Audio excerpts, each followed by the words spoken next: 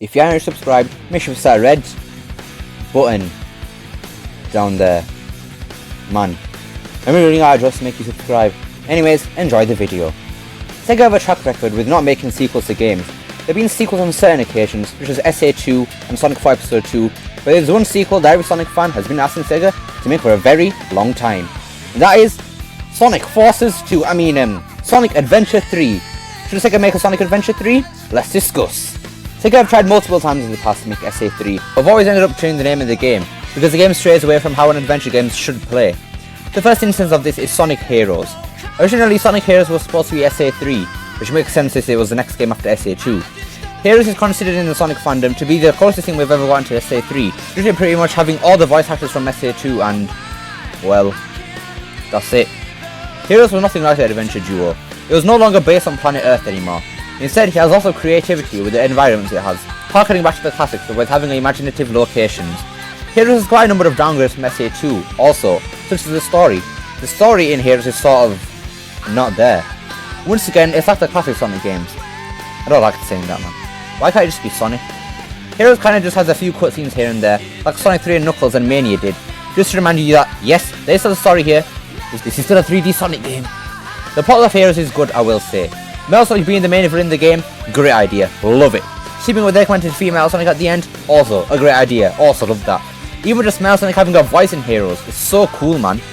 Heroes was the last time where I think Metal Sonic was an actual threat. He has appeared numerous times after Heroes, because SEGA are too lazy to come with anything better. But every time, I feel as if he was a pushover. He was a joke in Generations. He was better in Sonic 4 Episode 2 though. I like the fact that Metal Sonic had multiple boss fights in that game to keep showing the player that Metal Sonic is a threat, like Infinite and Sonic Forces. It may come off as lazy as, for example, in Forces, we could have had a Shadow and Chaos fight instead of two of the Infinite fights. It also makes the Infinite fight more easy to design, since they could just shove in everything from the first two fights and make one epic, difficult and long fight for Infinite, so that you actually had that satisfaction of defeating Infinite at the end, which original Forces lacked.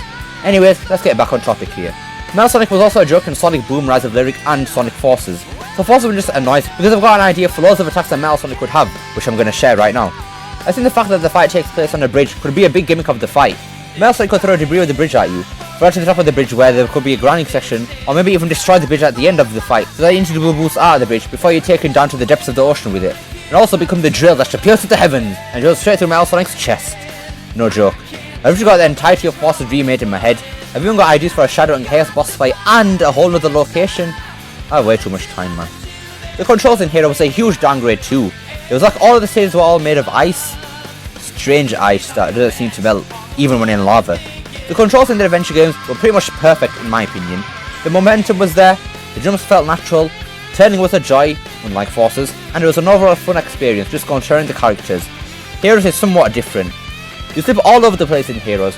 Platforming is quite difficult, not because of the jump is fine honestly, but because of the characters maintaining their speed after landing. It's like Forces as well, they just keep moving and it makes precise platforming extremely scary. Heroes' homing attack is much better though. You have a lot of range with it, and after completing one homing attack, you are able to aim where you want to go next, which is very useful. Heroes is way faster than adventure games too, and they accompany that by having these big stages for you to speed through. The level design in Heroes is quite different to the adventure games too. It is way more linear than the adventure games, and there's an obvious difference, the team mechanic. Heroes was split into three types of characters, like Team Sonic Racing. There's Speed, Flight, and Power. Why am I explaining the whole of Heroes in this video for? I'm supposed to be talking about whether SEGA can and should make SA3. The point is, Heroes was supposed to be SA3. Got it? I think we should move on to the next game that was supposed to be SA3. Really gonna get a kick out of this one. That game is Shadow the Hedgehog. Go on, start laughing confusedly. I was also in disbelief on the first thinking about this. The code name for Shadow the Hedgehog was Sonic Adventure 3. And that's all the evidence says to support it. Don't really need to go explain why Shadow the Hedgehog is most definitely not an SA3. Like, really? Fine. Now let's see.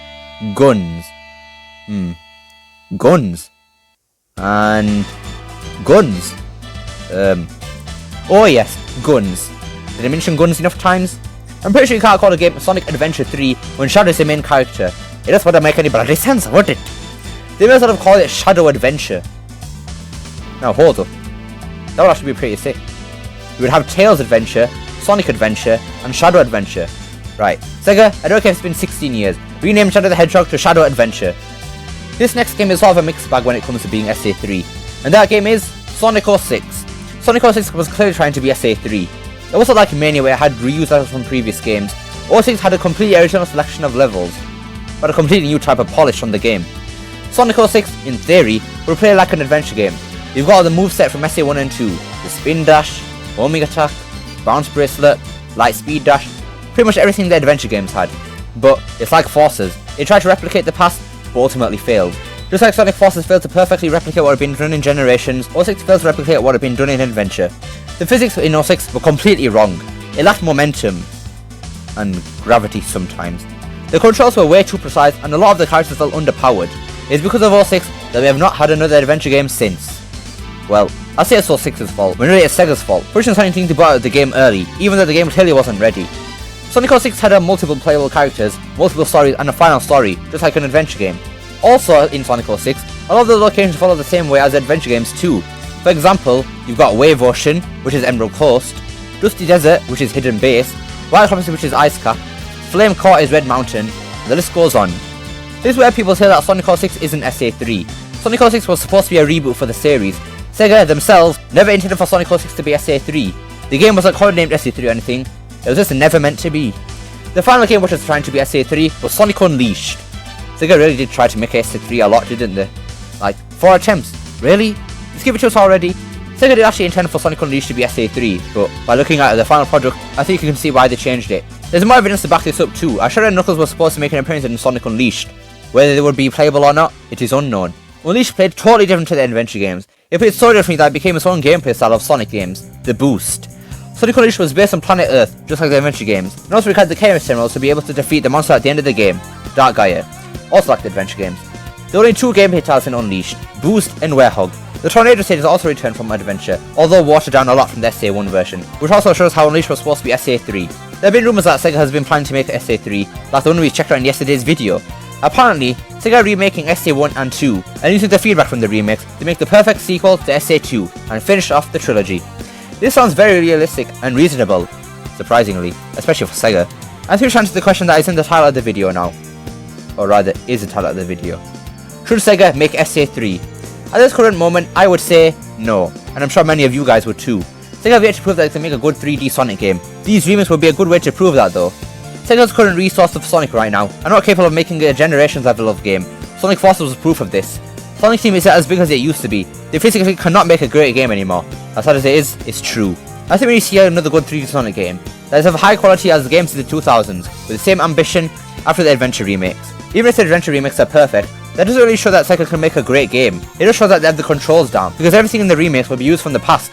It isn't something new. SEGA need to show that they can make great games again before even thinking of an SA3, because everyone knows this, but if they screw up SA3, there's a huge amount of damage to Sonic as a video game icon, and nobody wants that. Sonic has had enough hits as it is. I don't think we need another one anytime soon. But that just about does it for this video. SEGA still have a lot of learning and proving to everyone to do before they can try SA3, or else no one will have faith in them and it will be destined to fail. That sounds so depressing, but true at the same time. Hope you guys enjoyed this video. Don't forget to like, share, subscribe, especially the last one, and I'll see you next time. Peace!